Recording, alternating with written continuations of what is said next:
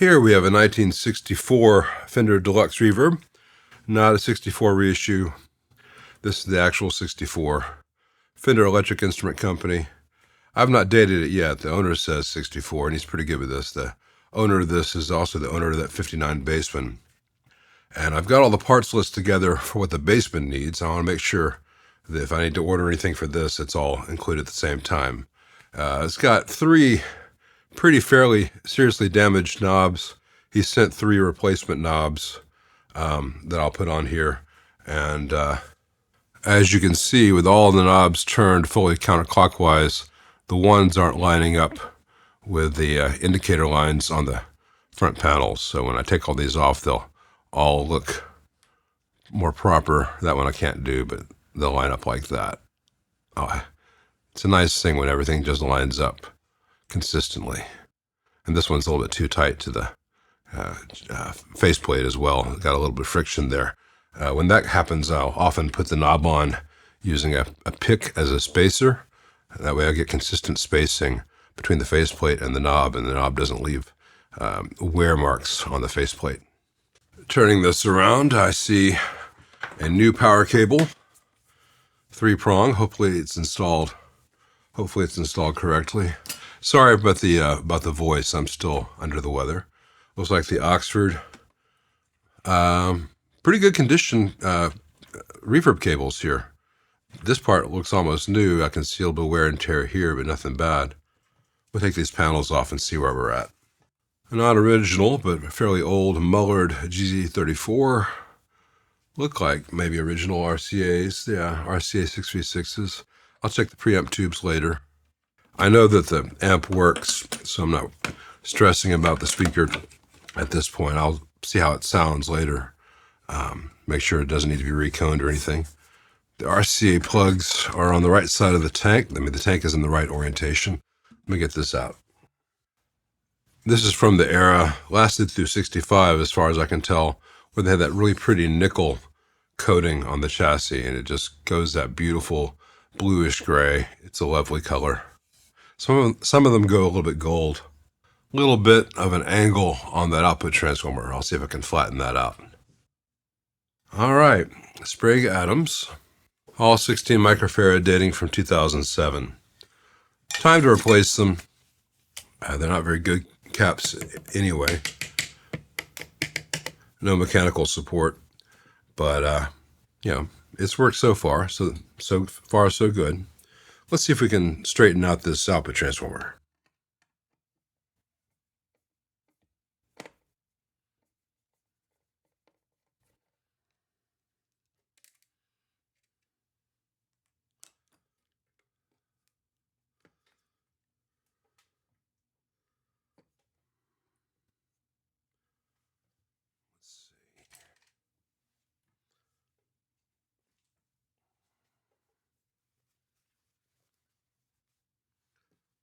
Dirty paper towel.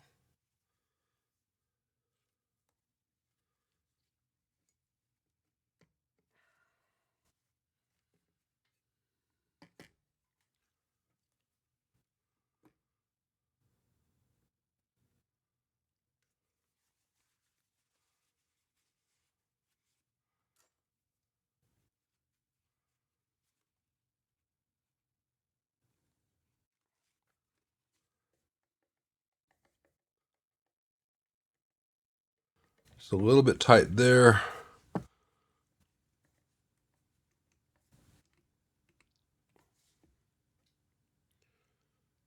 There's a trick to these machine screws. You can only tighten them so much. If you really crank the torque, you can strip them. So you gotta really sneak up on it, have a lot of feel, a lot of experience.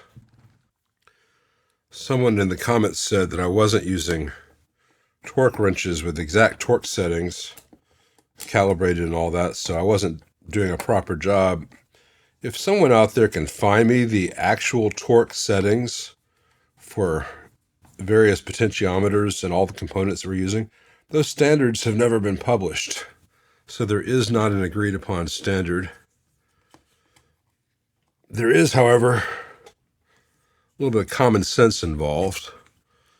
and experience of knowing that that is about as tight as you can get it without worrying about stripping things. And some materials are softer than others, etc. All right, that's much more secure.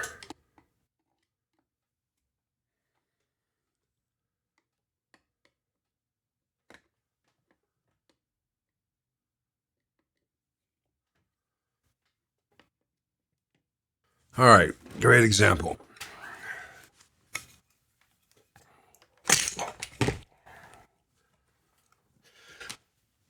Sorry if I'm a little bit out of it, but I tightened up the choke, and I was tightening up the reverb transformer. This one over here on the far side was tight. This one was already stripped. Now, it's not quite free spinning. It's got some resistance there, then it passes through. So sometimes what I can do is I can just put a little washer there so a fresh part of the screw will grab that. We'll try that. If that doesn't work, then I'll replace this machine screw. Sorry, I'll replace this sheet metal screw with a machine screw with a nut on the other side. Let me get a little washer out. It looks like a number 6. And hopefully having that little bit of washer added will just mean that a fresh section of screw thread is in contact with the chassis and it'll tighten up.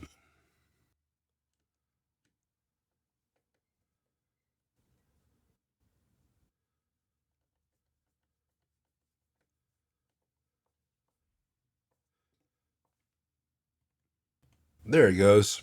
Tight. Ta-da!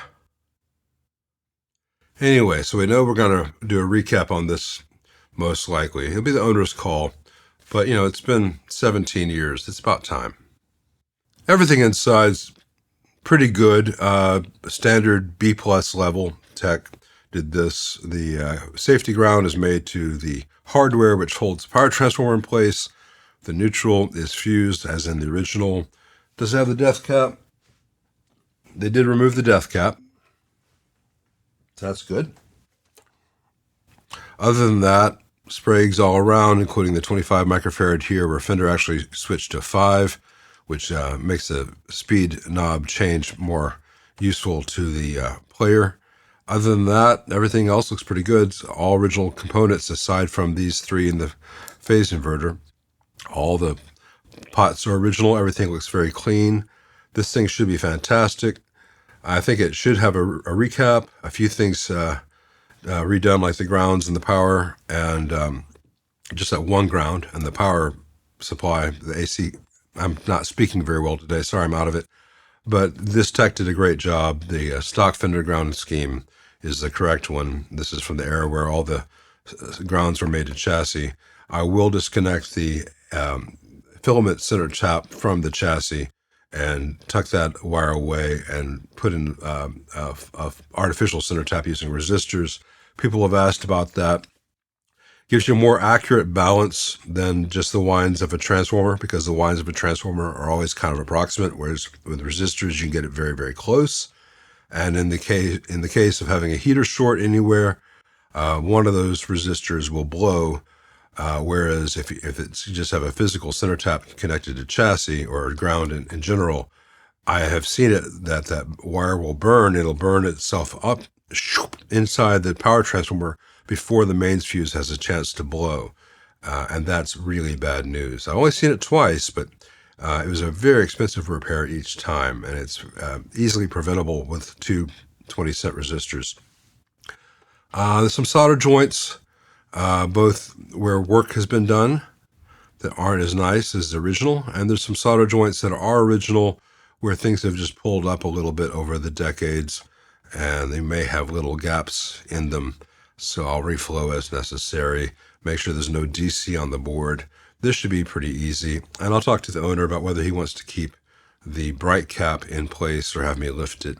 Most players with the Deluxe Reverbs prefer to have the bright cap lifted, but if he's primarily playing like a 335, he may really like that. It can add some nice air with darker sounding humbuckers, but with single coils, it can be a little bit on the painful side.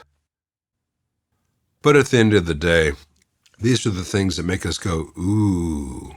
And that's part of the fun of having a 64 example of one of these beautiful amps. Thanks for watching.